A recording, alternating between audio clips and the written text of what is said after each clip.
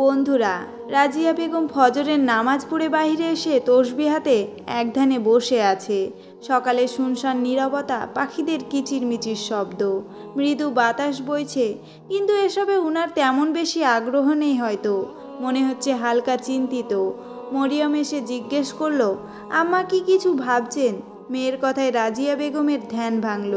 স্মিত হেসে জবাব দিল, না মা, তেমন কিছু না। নামাজ পড়েছ? আলহামদুলিল্লাহ আম্মা, পড়েছি। রাজিয়া বেগমের 3 মেয়ে, বড় 2 মেয়েকে বিয়ে দেওয়া হয়ে গেছে। ছোট মেয়ে মরিয়ম গ্রামের একটি আলিয়া মাদ্রাসায় 8ম শ্রেণীর ছাত্রী। সে বাড়িতে এখন মরিয়ম, রাজিয়া বেগম আর উনার স্বামী মোহাম্মদ আলী। কোনো রকমে দিন চলে যায় তাদের। এত বিলাসিতার জীবন না ওদের, তাও যেন সংসারে সুখের অভাব নেই। মোহাম্মদ আলী এলাকার মসজিদের ইমাম। ছোট এই গ্রামের ইমামতি করেই সংসারের খরচ বহন করেন উনি। মাকে চুপ থাকতে দেখে মরিয়ম আবারও জিজ্ঞেস করলো, আম্মা আপনারে চিন্তিত দেখাচ্ছে। আপনি কি কোনো কিছু নিয়ে চিন্তিত? আসলে নিম্ন মধ্যবিত্ত শ্রেণীর মানুষ আমরা। সকালটা হলেই ভাবতে হয় চুলায় কি বসাবো, কি রান্না করব। মরিয়ম স্বাভাবিক ভঙ্গিতে বলল, আম্মা, রিজিকের ব্যবস্থা তো আল্লাহ সুবহানাল্লাহ তাআলা করেন।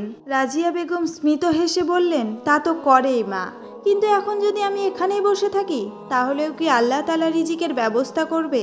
প্রশ্নটা করল মরিয়মের উদ্দেশ্যে। মরিয়ম বলল, না আম্মা, আপনি রান্না করলে কেবল আল্লাহ সুবহানাল্লাহ তাআলা রিজিক হিসেবে সেটা আমাদের দান করবেন, কিন্তু রান্নাটা তো আপনাকেই করতে হবে। আল্লাহ তো কেবল নির্ধারণ করে রেখেছেন, সেটা আমাদেরকে অর্জন করে নিতে হবে। রাজিয়া বেগম বলল, হ্যাঁ মা, রান্নাটা আমি করব, কিন্তু রান্নার জন্য যে তরকারি, মাছ, চাল, মশলাপাতি লাগবে, তা কই পাবো? তাও কি আল্লাহ এসে দিয়ে যাবে? মরিয়ম এবার ব্যাপারটা বুঝতে পেরে তার মাকে আরও একটু বুঝিয়ে বলার উদ্দেশ্যে বলল, হ্যাঁ আম্মা, আমি বুঝতে পারছি আপনি কি বুঝাতে চাচ্ছেন। আল্লাহ সুবহানাল্লাহ তাআলা আমাদেরকে পথ দেখিয়েছেন, দিক নির্দেশনা দিয়েছেন।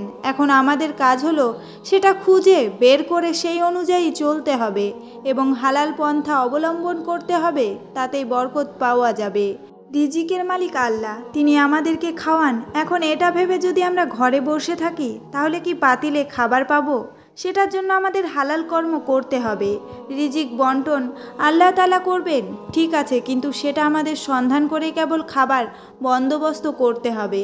তা না হলে আমাদেরকে কেউ ঘরে এনে দিয়ে যাবে না। মেয়ের কথাগুলো শুনে রাজিয়া বেগম খুশি হয়ে বললেন, মাশাআল্লাহ, আমার মেয়ের তো অনেক বুঝ হয়েছে। মরিয়ম বলল, আচ্ছা আম্মা, আরেকটা কথা, এই যে আপনি রিজিকের জন্য চিন্তিত, এটা কিন্তু মোটেও ঠিক নয়। আপনাকে বরং আল্লাহ সুবহানাল্লাহ তাআলার ওপর ভরসা রাখতে হবে। বিশ্বাস রাখতে হবে যে তিনি কাউকে না খাইয়ে বাঁচিয়ে রাখেন না। আপনি যদি বিপদে দুর্বল হয়ে পড়েন, এতে করে শয়তান সেই দুর্বলতার সুযোগ নিবে। তাই দুর্বল হওয়া যাবে না, দৃঢ় বিশ্বাস রাখতে হবে আল্লাহর উপর। আপনার দৃঢ় বিশ্বাসে হয়তো আল্লাহ খুশি হয়ে যেতেও পারেন। আল্লাহ সুবহানাল্লাহ তাআলা খুশি হয়ে আমাদের রিজিকের বরকত বাড়িয়ে দিতে পারেন। নিশ্চয়ই আল্লাহ সুবহানাল্লাহ তাআলার পরিকল্পনা অতি উত্তম। চিন্তা না করে বরং চেষ্টা করতে হবে এবং বেশি বেশি দোয়া করতে হবে। দোয়ায় ভাগ্য পরিবর্তন হয়। আম্মা, এটা আপনি কি ভুলে গেলেন? রাজিয়া বেগম বুঝতে পারলেন সব কিছু।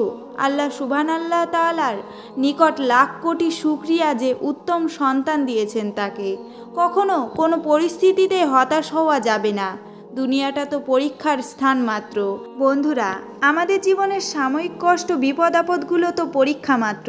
তাই আমাদেরকে দুর্বল হলে চলবে না, বিশ্বাস রাখতে হবে। নিশ্চয় আল্লাহ তাআলা যা করেন ভালোর জন্যই করেন। সমাপ্ত। সম্মানিত ভাই ও বোনেরা, আমার চ্যানেলের ভিডিওগুলোতে যত চিত্র দেখানো হবে তার সাথে বাস্তবতার কোনো মিল নাও থাকতে পারে। এই চিত্র তৈরি করার উদ্দেশ্য হলো আপনাদের ঘটনার বিষয়বস্তু ভালোভাবে বোঝানো, এছাড়া আর কোনো উদ্দেশ্য নেই। বন্ধুরা, গল্পটি যদি তোমাদের ভালো লাগে, অবশ্যই চ্যানেলটি সাবস্ক্রাইব করে নিবে আর লাইক, কমেন্ট, শেয়ার করে দিবে।